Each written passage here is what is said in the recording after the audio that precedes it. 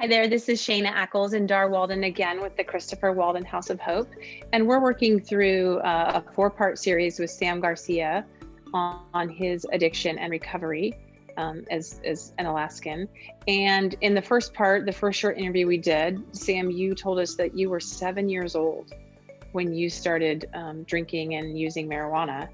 And we got through the age of 14 when you were sent to Utah to a rehab facility, but you didn't really think you had a problem. And at that point, you were actually using opiates at that point, and some pills and experimenting. And you didn't think you had a problem. That was your parents' choice to send you there. How did that go? Walk us down that path for the next few years of your life. And when did you yourself realize you had a problem? It took me a long time to realize I had a problem. One thing I didn't say was my first actual overdose was at the end of 13 before I went to the treatment center. And like none of these were really raised red flags for me. You know, like I said, it was all still too much fun. And then as I got older, I realized, for one, drugs are expensive, right? So I started to sell drugs to have the lifestyle that I thought I wanted. And for a while, everything seemed manageable, you know, throughout my teens. And I was still using opiates and drinking and selling drugs. And then I think around age 18, I started using heroin by IV for the first time. And from that point, it didn't get any better.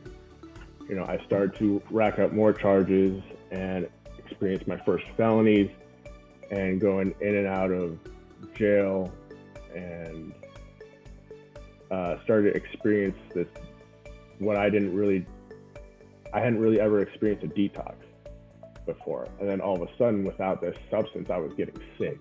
Mm-hmm. And I would do whatever it took to not feel that way. And for me, that meant mainly committing crimes. And what was whatever it took, Sam? What did it take to maintain your drug consumption? Like I said, it started off as mainly the sales, but after a while, I realized I was producing my best customer. So I would steal, I would work for other people that ran drug houses, and I would work as a doorman, which basically is kind of like security. And I would go collect money that was owed, and that's how I was able to provide for my habit for a number of years. Amazing. When did you realize you had a problem? When did you finally say, this is not okay? I realized I had a problem. I would say I was around 23, 24, and then all of a sudden, all these things that I used to find at one point was fun, it just wasn't fun anymore. You know, I didn't get any enjoyment out of it. And the worst part is I couldn't stop, and I didn't know how to.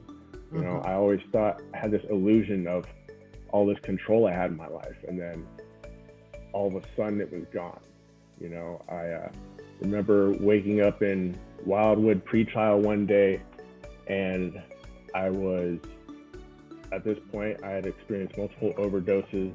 I was using methamphetamine along with heroin, and I was weighing 135 pounds. And to give you some perspective, right now I weigh like 210, which is 200, 210, that's around my regular weight. Yeah. Right, that's 100 pounds almost. Yeah. Wow. At that point in your life, the drug controls you. It takes the brain over, and it controls you. And detoxing is extremely painful and a horrible thing to go through. I'm absolutely sure. How many times, Sam, did you actually overdose where you had to have medical help? I would say medically Probably 4 times. I've been taken to the hospital several times. The last time I overdosed, I fell out at the wheel, and I was drinking on top of it, and I fell out at the wheel and hit 3 cars and a light pole. And that was the last time I went to jail. And I'm pretty certain that there was fentanyl that was laced with it. Mm-hmm. And what age were you at that point? At that point, I was 27. Wow. Wow. So you have now you have a 20-year history of drug use at that point. Yep.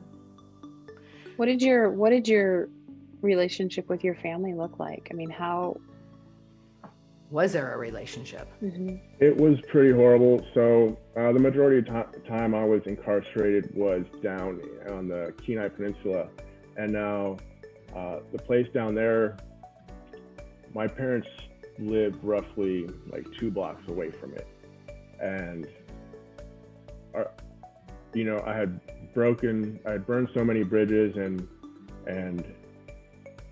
I had just hurt so many relationships. Like, they didn't come to see me, I didn't call them, there wasn't any letters, and when I got out, they weren't the first place I stopped. And they were 2 blocks away. Wow. And where was the first place you stopped after being incarcerated? Usually back to the dope house. That's why I asked that question. We've been told, or as we've walked down this path with the community, with the rehabilitation community, about the actual drug use in prison. Like, there is no sobriety in prison. Was that your experience? Yeah, everything that's available on the street is readily available in prison. For me, if I was clean in prison, it was because I didn't have any funds at the time. But like, yeah, it's a huge thing in prison. Everything's like 5-10 times more the price, but it's all there. It's just really sad, that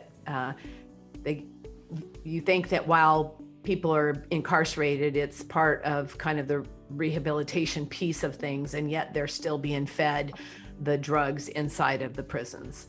So I think that this is a good landing point for us to end this series, the second series, and we're going to stay tuned. We're going to be producing a 3rd series here shortly. Thank you, Sam, for your willingness to tell your story. Great. Thanks, Dar.